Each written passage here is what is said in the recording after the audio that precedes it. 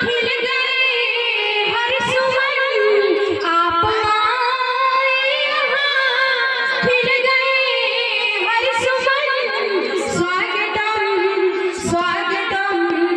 स्वागतम स्वागतम चेहरा तो खिलल है। स्वागतम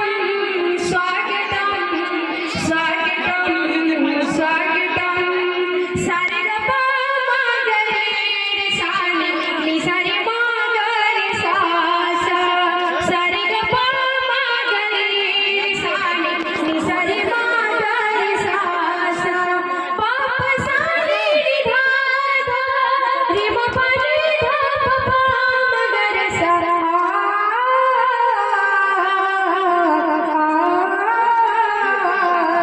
ना है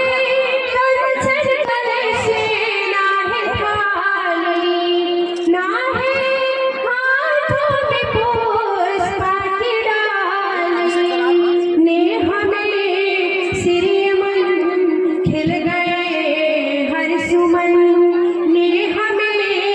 सिर मन खिल गए हर सुमन ने हमें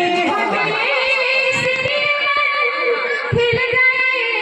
हर सुमन ने हमें सिर मन खिल गए हर सुमन